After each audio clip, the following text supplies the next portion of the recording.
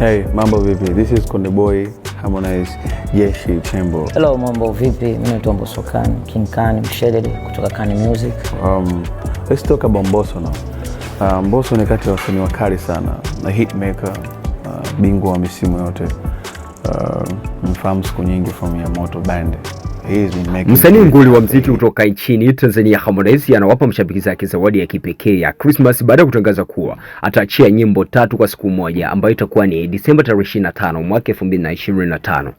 Kupitia ukurasa wake wa Instagram, msanii Harmonize ametaja kuwa nyimbo hizo kuwa ni leo, akimshirikisha msanii Mbosso Khan ambaye amefanya vizuri ndani ya mwaka 2025 pamoja na goma lake la Power ambao mpaka sasa hivi linaongoza kwenye upande wa viewers hapa nchini Tanzania ndani ya mwaka 2025. 6th round akiwa na Yona Toma pamoja na Uko Wapi akiwashirikisha wakali kutoka South Africa Focalist pamoja na Chiko. Kwenye ujumbe wake kwa mashabiki, msanii Harmonize amesema kuwa nyimbo hizo ni zawadi ya Christmas na amewashukuru mashabiki wake kuendelea kumuunga mkono, akisisitiza kuwa ni muda wa kufurahi sasa. Wimbo wa leo umeonekana kuvutia zaidi mashabiki kutokana na ushirikiano kati ya Harmonize pamoja na Mbosso, wasanii waliowahi kufanya kazi kwenye lebo moja chini ya lebo ya WCB hapo mwanzo, na sasa wamekutana tena kwenye collab na inayotarajiwa kugusa mashabiki wengi kwenye soko la muziki wa Bongo Flava.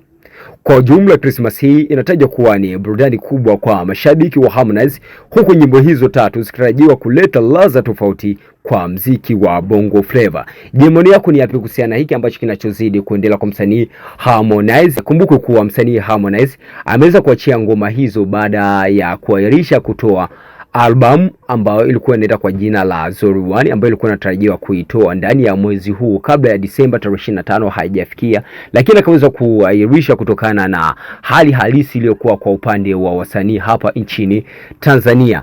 Maoni yako ni yapi? Kwa uwanja wa comment option _255 ndio jina langu, bila kusahau hapa ni Marshall TV.